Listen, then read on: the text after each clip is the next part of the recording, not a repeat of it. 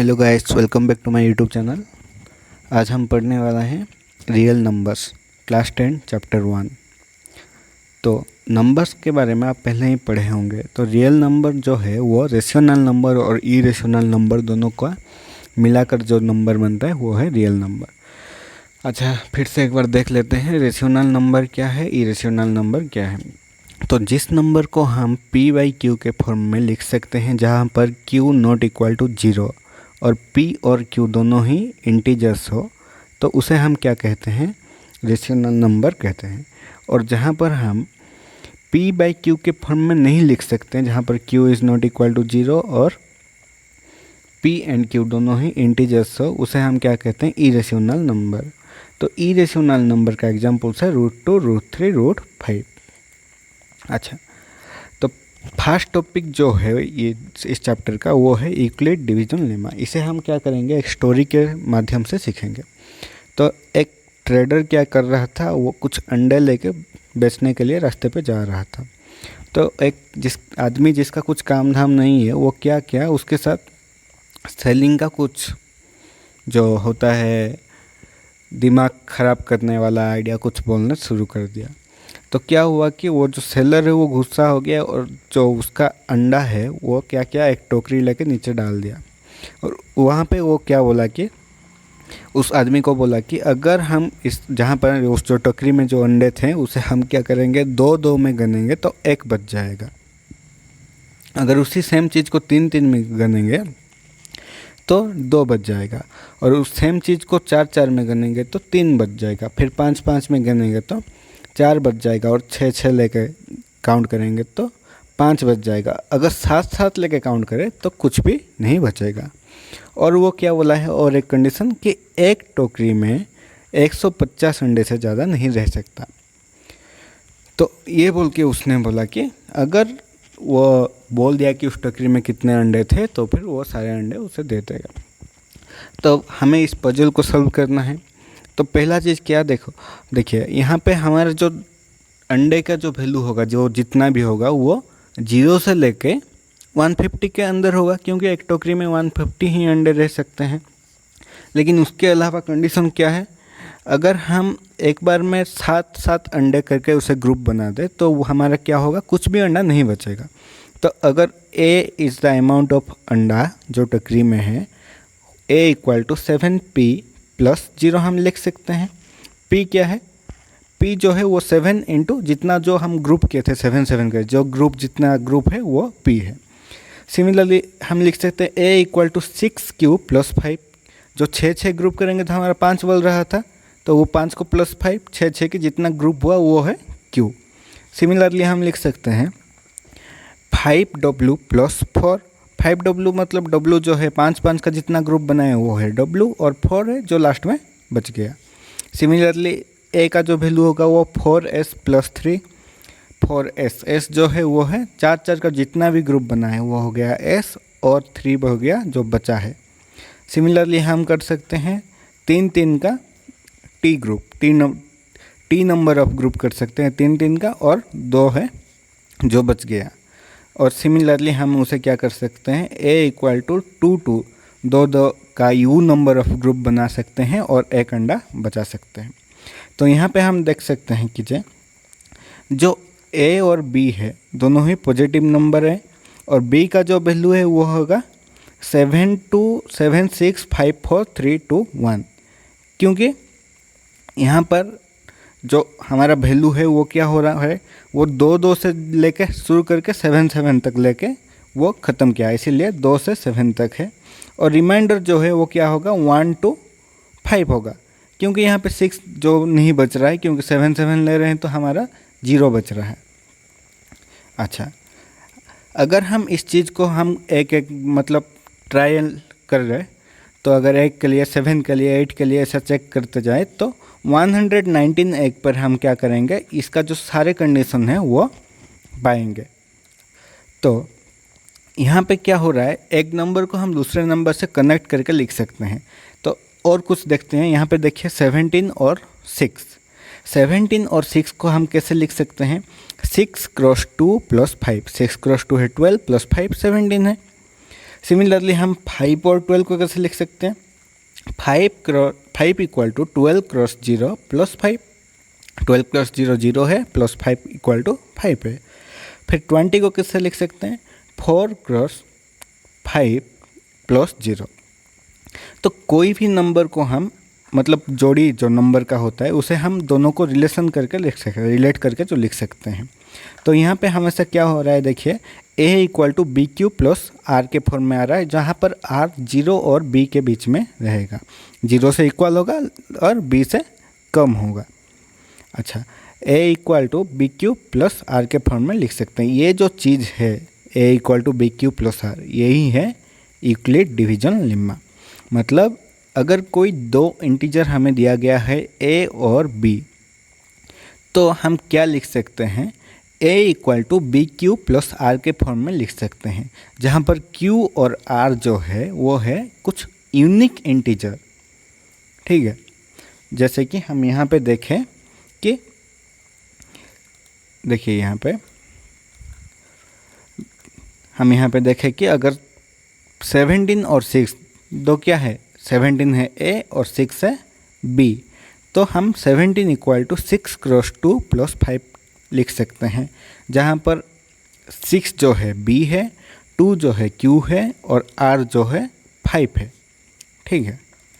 अच्छा, इसके बाद क्या है, हम जो ये यूक्लिड डिवीजन लेमा जो है उसे यूज करके हम क्या कर सकते हैं? हाईएस्ट कॉमन फैक्टर HCF निकाल सकते हैं। HCF के बारे में आप लोग 6th क्लास में पढ़े होंगे, वहाँ पे हम कैसे निकालते थे HCF, वो छोटा छोटा नंबर के बीच में निकाल सकते हैं। यहाँ पे हम जितना भी बड़ा नंबर हो उसे आराम से HCF निकाल सकते हैं यूजिंग यूक्लिड डिवीजन लेमा। लेकिन उसका स्टेप्स या फिर प्रोसीजर जो है वो क्या है, देखिए हमें यहाँ पे पहले क्या निकालना है, 455 और 42 के HCF निकालना है। अच्छा, तो हम 455 इक्वल टू 42 क्रॉस 10 प्लस 35 लिख सकते हैं, ये यूक्लिड डिवीजन लेमा के थ्रू। अब यहाँ पे चेक कीजिए, ये 35 जो है वो 0 तो नहीं है, r जो है इसका वैल्यू 35 है, 0 नहीं है। तो हम क्या करेंगे, यहाँ पे जो b था, b को और r को ले जाएंगे। यहाँ पे हमें फिर से दो मिल रहा है, b और r। तो हम क्या करेंगे, कंसिडर करेंगे, b को एक बना लेंगे और r को b बना लेंगे। फिर हम क्या करेंगे, 42 और 35 के बीच में निकालेंगे। तो वो क्या आएगा, 42 इक्वल टू 35 क्रॉस 1 प्लस 7। अच्छा, इसके बाद हम क्या करेंगे, देखिए यहाँ पे r जो है वो क्या हो रहा है, r जो है 7 आ रहा है, 0 नहीं आ रहा है। तो फिर से हम क्या करेंगे, 35 और 7 को लेंगे। 35 इक्वल टू 7 क्रॉस 5 प्लस 0, यहाँ पे देखिए 0 आ गया। तो यहाँ पे जो 7 जो होगा वो होगा HCF ऑफ 455 एंड 42। अच्छा, इसके बाद आगे देखते हैं, देखिए यहाँ पे HCF निकालने का पूरा प्रोसीजर जो है, पहला स्टेप में हम क्या कर रहे थे, अगर C और D के बीच में हमें HCF निकालना है तो हम C equal to D Q plus R के फॉर्म में उसे लिख देते थे। फिर दूसरा स्टेप में हम चेक करते थे R जो है वो 0 हो रहा है कि नहीं। अगर R 0 हो रहा है तो फिर D जो है वो HCF है। अगर R 0 नहीं हो रहा है तो हम यूक्लिड डिवीजन लेमा फिर से अप्लाई करते थे, किस किस के ऊपर, D और R के ऊपर। फिर हम क्या करते थे, फिर से चेक करते थे R वहाँ पे 0 हुआ कि नहीं। अगर R 0 हो गया तो फिर D HCF है, अगर R 0 नहीं हुआ तो फिर से हम D और R को लेके फिर से हम चेक करेंगे यूक्लिड डिवीजन लेमा डाल के। अच्छा, इसी तरीके से हम क्या करेंगे, HCF निकालेंगे। तो पहला एक एग्जाम्पल देखते हैं। हमें यहाँ पे HCF निकालना है 4052 और 12576 का। तो पहला स्टेप हम क्या करेंगे, देखिए 12576 से जो कि बड़ा है 4052 से, तो फिर हम क्या करेंगे, इसे उल्टा कर देते हैं। हम क्या करेंगे, 12576 इक्वल टू 4052 क्रॉस 3 प्लस 420 लिखेंगे। अच्छा, यहाँ पे R जो है वो क्या है, 420 है, ना कि 0 है। तो फिर हम क्या करेंगे, अब D और R को लेंगे। यहाँ पे D है 4052, R है 422। तो डी को हम डाल देंगे यहाँ पे 4052 इक्वल टू 420 क्रॉस 9 प्लस 272। फिर से आर क्या हो गया, 272 आ गया, जीरो तो नहीं आया, इसीलिए हम क्या करेंगे फिर 420 इक्वल टू 272 क्रॉस 1 प्लस 148 ऐसे कर देंगे। यहाँ पे देखिए आर फिर से क्या हो गया, 148 आ गया, ना कि जीरो। तो हम फिर से क्या करेंगे, 272 इक्वल टू 148 क्रॉस 1 प्लस 124। फिर से यहाँ पे 124 आ गया आर, इसीलिए हम क्या करेंगे 148 इक्वल टू 124 क्रॉस 1 प्लस 24 करेंगे। अभी देखिए यहाँ पे आर आ गया 24, जीरो नहीं आया है अभी तक, इसीलिए हम क्या करेंगे 124 इक्वल टू 24 क्रॉस 5 प्लस 4। अभी भी जीरो नहीं आया, ये आ गया 4। फिर से हम क्या करेंगे 24 इक्वल टू 4 क्रॉस 6 प्लस 0। अभी आ गया आर के बदले में 0। तो फिर यहाँ पे हाईएस्ट कॉमन फैक्टर क्या होगा, हाईएस्ट कॉमन फैक्टर होगा 4, जो कि यहाँ पर है। तो इसी प्रोसीजर से हम क्या करेंगे, जितना भी बड़ा नंबर हो उसका HCF आराम से ज़्यादा से ज़्यादा 6-7 स्टेप में निकल जाएगा। अच्छा, नेक्स्ट एग्जाम्पल 2 देखते हैं। यहाँ पे गिवन है कि हमें दिखाना है, गिवन नहीं दिखाना है कि जो एवरी पॉजिटिव इवन इंटीजर होगा वो 2q के फॉर्म में होगा, और एवरी पॉजिटिव ऑड इंटीजर जो होगा वो 2q प्लस 1 के फॉर्म में होगा, जहाँ पर q इज इंटीजर। अच्छा, इसे दिखाने के लिए हम क्या करेंगे, पहले यूक्लिड डिवीजन लेमा का यूज करेंगे। देखिए यहाँ पर b इक्वल टू 2 है और a का वैल्यू कुछ इंटीजर है जो कि हमें पता नहीं है, तो हम यूक्लिड डिवीजन लेमा यूज करेंगे, वो हो जाएगा a equal to 2q plus r। अच्छा, जो r का जो वैल्यू होगा वो किसके अंदर रहेगा, 0 होगा या फिर 1 होगा। 2 तो नहीं हो सकता क्योंकि 2 b से ज़्यादा नहीं हो सकता r, ये हम पढ़े हैं। अच्छा, तो हमें दो चीज़ मिल रहा है, a इक्वल टू 2q होगा जहाँ पर r 0 है, और a equal to 2q plus 1 होगा। अगर a इक्वल टू 2q हो गया तो 2q ऑलवेज क्या होगा, इवन नंबर होगा, क्योंकि 2q को हम 2 से डिवाइड कर सकते हैं। अगर a equal to 2q plus 1 हो गया तो फिर वो क्या होगा, ऑड नंबर होगा, क्योंकि 2q को हम क्या कर सकते हैं, 2q जो होगा वो इवन नंबर होगा, इवन नंबर पे हम 1 ऐड करेंगे तो वो ऑड हो जाएगा, इसीलिए 2q प्लस 1 जो होगा ऑड नंबर होगा।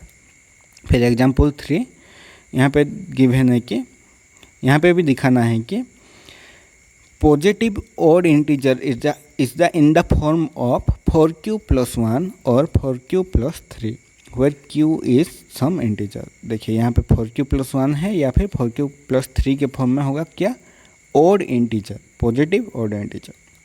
तो यहाँ पे भी सेम चीज़ हम करेंगे, जो a होगा वो कुछ पॉजिटिव इंटीजर है, पॉजिटिव ऑड इंटीजर है, तो हम उसे डिवीजन लेमा अप्लाई करेंगे, जहाँ पर b जो है 4 है। यहाँ पे देख सकते हैं 4q लिया है, इसलिए b है 4। तो जो r का वैल्यू होगा, r का जो वैल्यू होगा यहाँ पे पहले हम लिखेंगे a इक्वल टू क्या होगा, 4q प्लस r होगा। तो r का जो वैल्यू होगा वो 0 होगा या फिर 1 होगा या फिर 2 होगा या फिर 3 होगा। लेकिन 0, 1, 3 के लिए तो ठीक है, नहीं 0 तो नहीं हो सकता, 1 हो सकता है, क्योंकि 4q जो है वो है इवन है, और 4q प्लस 1 करेंगे तो वो ऑड हो जाएगा। और 4q प्लस 0 अगर हो गया तो वो सिर्फ 4q जो है वो इवन हो जाएगा, और 4q जो इवन है और वहाँ पे हम 2 ऐड करेंगे तो वो भी इवन हो जाएगा। इसीलिए हम क्या करेंगे, 4q प्लस 3 ऐड करेंगे तो वो बन जाएगा ऑड। तो यहाँ पे हमें क्या क्या मिल रहा है ऑड के लिए, देखिए 4q प्लस 1 मिल रहा है और 4q प्लस 3 जो है मिल रहा है ऑड के लिए, और 4q तो 2 से डिवाइड हो जाएगा और 4q प्लस 2 भी 2 से डिवाइड हो जाएगा, इसीलिए ये दोनों क्या होगा, ऑड नहीं होगा, ऑड इंटीजर हो जाएगा 4q प्लस 1 और 4q प्लस 3। आखिरी एग्जाम्पल नंबर 4, यहाँ पे गिवन है एक स्वीट सेलर जो है वो काजू बर्फ़ी कुछ बेच रहा है, 420 काजू बर्फ़ी है और उसके पास 130 बादाम बर्फी है, तो फिर वो उसे ऐसे वे में सजा कर रखना चाहता है कि ईच स्टॉक है सेम नंबर, मतलब एक प्लेट वो कुछ ऐसे प्लेट में सजा कर रखना चाहता है कि अगर वो काजू बर्फी 20-20 रखे तो फिर बादाम बर्फी भी उसे 20-20 ही रखना है। मतलब एक ही प्लेट में अगर 10-10 रख रहा है तो इसे 10 रखना है। तो उसे कम से कम कितना प्लेट चाहिए, ऐसा कुछ है। तो फिर हमें निकालना क्या है इस क्वेश्चन में, 420 काजू बर्फी है और 130 बादाम बर्फी है, तो हम 420 और 130 के HCF निकालना है। तो सेम HCF निकालने के लिए हम रूल यूज करेंगे 420 = 130 क्रॉस 3 + 30। यहाँ पे A है 420, B है 130, Q है 3 और R है 30। तो यहाँ पे R जो है 30 है, 0 नहीं है, इसीलिए हम क्या करेंगे, इसे फिर से इधर ले आएंगे। तो 130 = 30 क्रॉस 4 + 10। फिर से यहाँ पे R जो है 10 बन गया, 0 नहीं हुआ, इसीलिए हम क्या करेंगे, फिर से यहाँ पे ले आएंगे B को। B है 30 = 10 क्रॉस 3 + 0, यहाँ पे आ गया 0। तो यहाँ पे B क्या है, 10 है, तो फिर HCF क्या होगा, 10 होगा। तो फिर हम अगर एक प्लेट में 10-10 सजा कर रखें तो फिर वो क्या करेगा, 442 प्लेट्स में काजू बर्फी रख लेगा और 13 प्लेट्स में वो बादाम बर्फी रख लेगा, और सारे प्लेट्स में 10-10 नंबर ही होंगे। ठीक है, और एक्सरसाइज क्वेश्चन आप लोग कर सकते हैं, ये बहुत ही आसान है। और कुछ भी डाउट हो पूछ लेना कमेंट सेक्शन में, और like share subscribe. Thank you.